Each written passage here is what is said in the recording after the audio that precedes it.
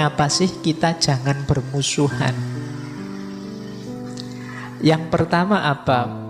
Permusuhan itu kezaliman dilihat dari sudut pandang hakikat. Jadi kenapa? Yang pertama, hakikatnya umat Islam itu kan seperti bangunan.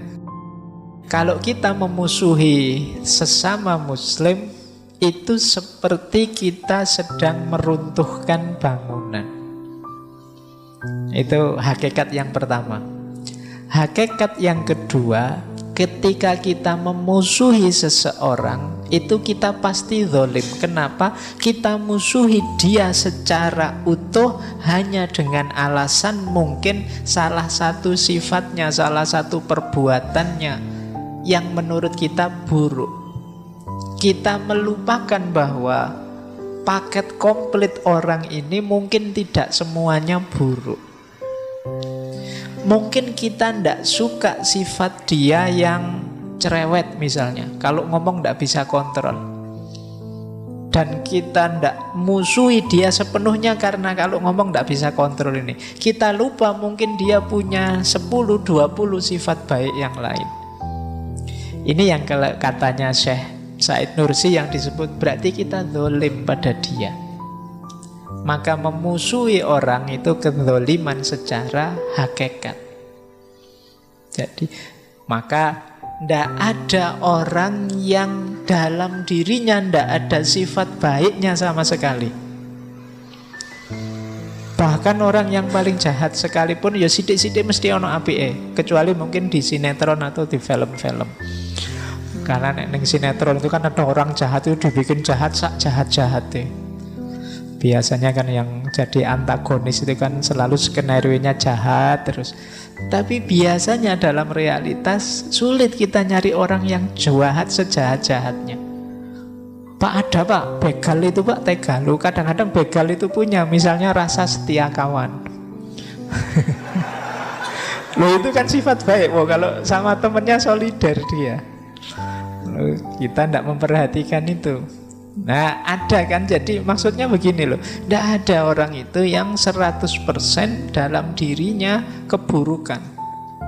Minimal dia sayang dengan dirinya, ingin membuat enak, membuat nyaman dirinya. Itu kan juga kebaikan. Mungkin 99% dia buruk, tapi kan masih ada 1% yang baik. Dia tidak pengen bunuh diri saja, itu kan sudah baik.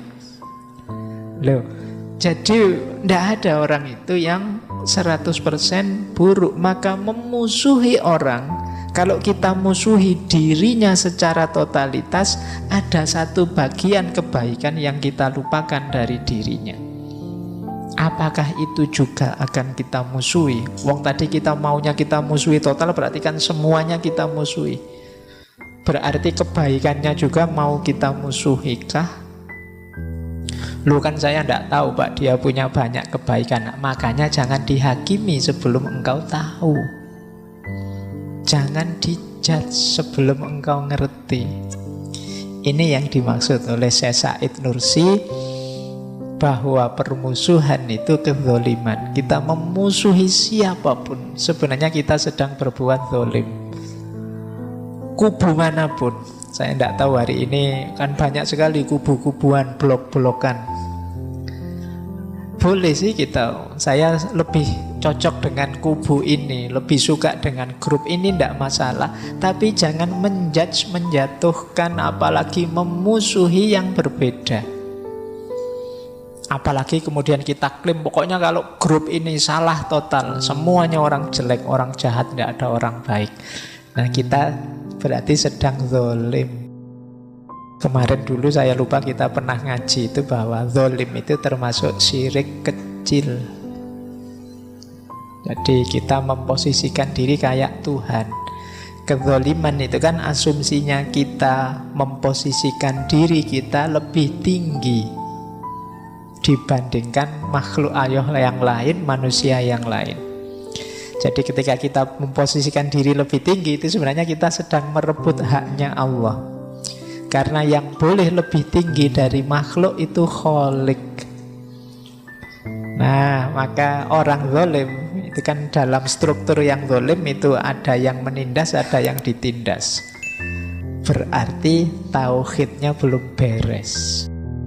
Padahal di atas makhluk itu kholik, dan kita memposisikan diri di atas orang lain, manusia yang lain. Ini kan berarti kita sedang zalim.